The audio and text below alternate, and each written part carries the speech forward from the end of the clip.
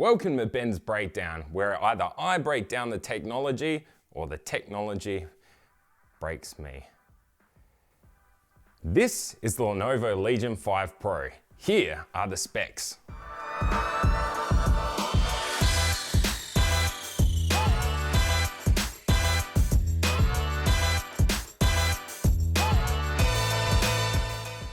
As you can tell, this laptop has all the newest goodies, but is it just specs on a sliver of Treebeard's face, or does this live up to the hype? These are my first impressions coming from being a lifelong Mac user.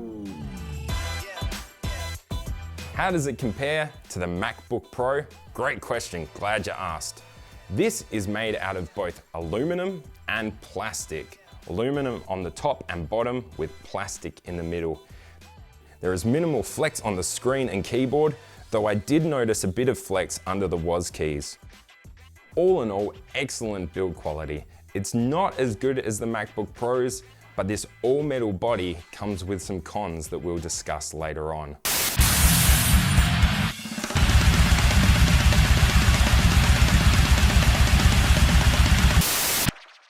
My goodness, doesn't this have ports galore? It has 4 USB 3s, HDMI 2.1, 3 USB-Cs, 1 RJ45 connector, and a 3.5 headphone jack. I do miss the Thunderbolt port, and it would have been a content creator's dream if it had an SD card slot. But with all the ports at the back, you can keep a clean workstation, and with a clean space comes a clean mind.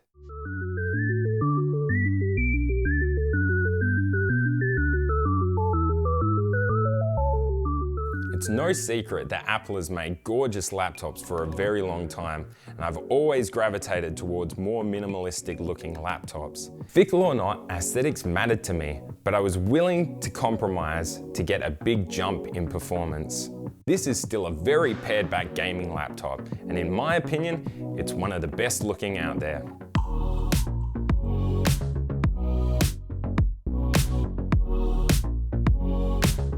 This was one of the big surprises for me. I thought the Mac would dominate in this category, but to the eye, the Lenovo appeared brighter and with fewer reflections due to its all-matte display. I would say that the Mac still has the edge in regards to its high color gamut display. However, this comes pre-calibrated by X-Rite, and that 165Hz refresh rate makes every task feel snappy. Ready? 1, 2, 3. Now, what good is a high-resolution, high-refresh rate screen if you don't have the power to push out those amazing frame rates we all want? A quick note of context, it seems silly to even compare the performance of these two laptops, given they're for different users. However, if you're like me and you've had a MacBook Pro for a few years, you might be wondering if it's worth upgrading. My main use case for this computer was video editing and 3D modeling.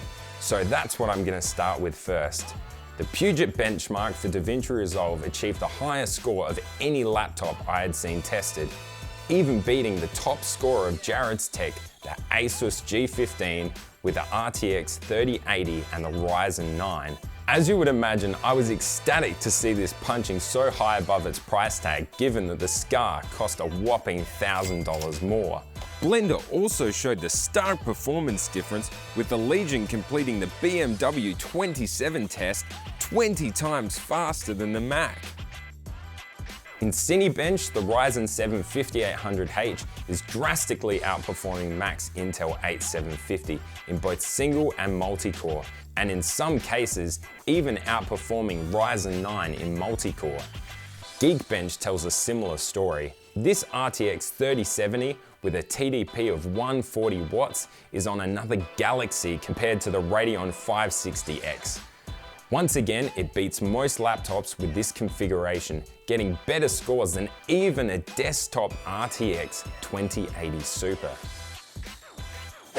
The Time Spy score is also very impressive.